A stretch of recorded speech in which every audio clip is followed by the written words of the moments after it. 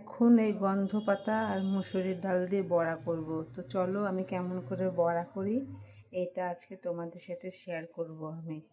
তো এখানে গন্ধ পাতা ধুয়ে নিয়ে নিয়েছি গ্রাইন্ডারের বাটিতে, একটা শুকনো লঙ্কা দিয়ে দিলাম। এবার ডালগুলো দিয়ে দেবো বাটির মধ্যে। ডালটা ভালো করে ধুয়ে রেখে দিয়েছি, সকালে ভিজিয়ে রেখেছিলাম, যেহেতু মুসুরির ডাল ওর জন্য আমি সকালে ভিজিয়ে রেখে দিয়েছিলাম। আর যদি মটরের ডাল হতো তাহলে হয়তো কালকে ভিজিয়ে রাখতাম। তো এখন বাটিতে ডালগুলো দিয়ে দিই, গ্রাইন্ডারের বাটিতে। তো এবার গ্রাইন্ডারের বাটিতে দিয়ে দিচ্ছি ডালগুলো। এবার ভালো করে পিষে নেব।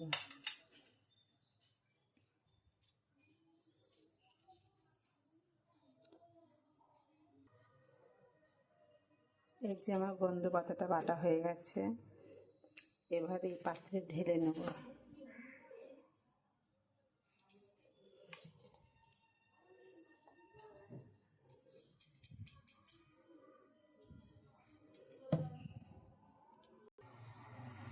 এই যে গন্ধ পাতা আর মুসুরি ডালের পেস্টটা আমি এখানে পাটিতে ঢেলে নিয়েছি। একদিকে কড়াইটা বসিয়ে দিয়েছি বড়া করবো বলে। কড়াইয়ে তেল দিয়ে দিই, কড়াইয়ে ভাজার জন্য তেল দিয়ে দিলাম। এবার এতে আমি এক এক করে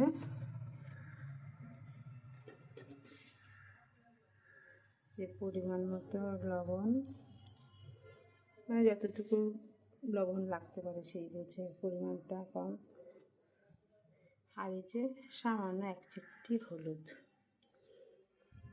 এবার এটাকে ভালো করে মাখিয়ে নেব। ভালো করে মাখিয়ে নিচ্ছি। আর এই যে ডালটা আর গন্ধ পাতাটা একদম পেস্ট করে নিই, একটু ডাটো ডাটো হয়ে আছে, তাহলে খেতে বড়াটা ভালো লাগবে। এটা বিশেষ করে ছেলের জন্য বানানো হচ্ছে, যেহেতু ছেলের শরীরটা খারাপ, জ্বর এসছে, কদিন ধরে কিছু খাচ্ছে না। তো ভাবলাম যে একটু গন্ধ পাতার বড়া করে দিই, ও তো খেতে খুব ভালোবাসে, যদি একটু খাই। তাই একটু গন্ধ পাতা তুলে, আমাদের যে বাড়িতে আছে সে বাড়িতে গন্ধ পাতা গাছ আছে, তো কটা পাতা তুলে একটু মুসুরি ডাল ভিজিয়ে দিয়ে তো ওর জন্য একটু বড়া করে দিচ্ছি। যদি একটু খাই, যদি মুখে ভালো লাগে। এমনিতে বড়া টড়া খেতে একটু ভালোবাসে।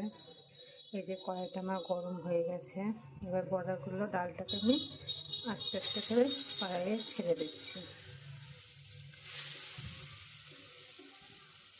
ডালটা মনে হচ্ছে একটু পাতলা, লাচকা হয়ে গেছে।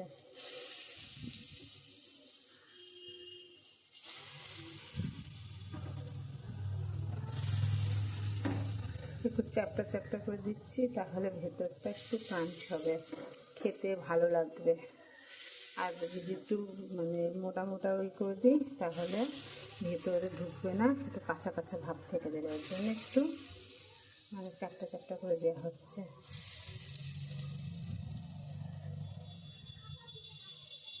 ব্যাস, আবার পরে দেবো, না হলে ডালটা বড়াগুলো নাড়তে অসুবিধা হবে। এবার এক এক করে বড়াটাকে উল্টিয়ে দেবো।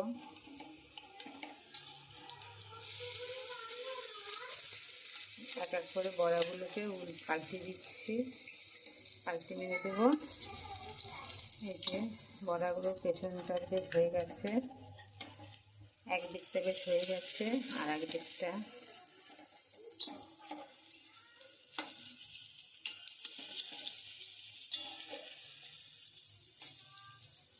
যেহেতু একটু বড়ার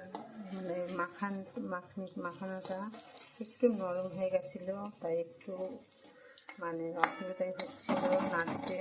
তো ওইটা কোনো ব্যাপার না, কড়াইয়ে লেগে যাচ্ছিলো। তো এই যে পাল্টে নিলাম, এখন বড়াটা বেশ ভালো হয়েছে। বড়াটা ভাজা প্রায় হয়ে গেছে, লাল লাল লাল লাল হয়ে গেছে।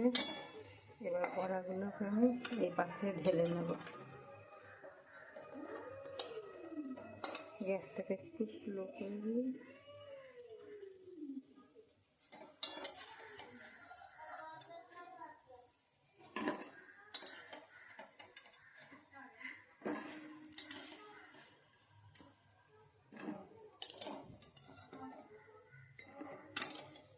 প্রায় লাল লাল করে বড়াগুলো ভাজা হয়ে গেছে। এবার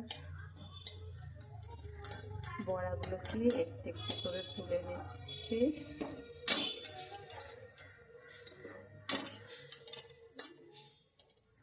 বড়া রেডি। এদিকে কিছুটা আর কিছুটা আছে, এটা দিয়ে কড়াইয়ের মধ্যে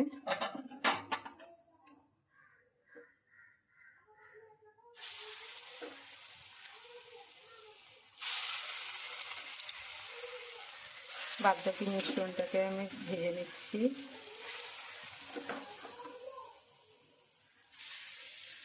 দিয়ে দিলাম, সবাই দুটো দুটো করে খাবে। তিন্নি আছে, কাকু আছে, কাকিমা আছে, বেটাও খাবে, আমরাও খাবো, মানে আমার ছেলেও খাবে, আমরা সবাই খাবো। সবার জন্যই করা হয়েছে, এখানে এতটা তো খেতে পারবে না, ওর নাম, কিন্তু আমরা সবাই খাবো।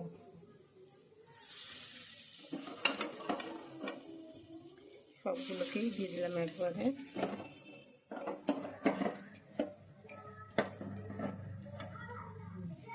সবগুলোকে দিয়ে দিলাম একবারে।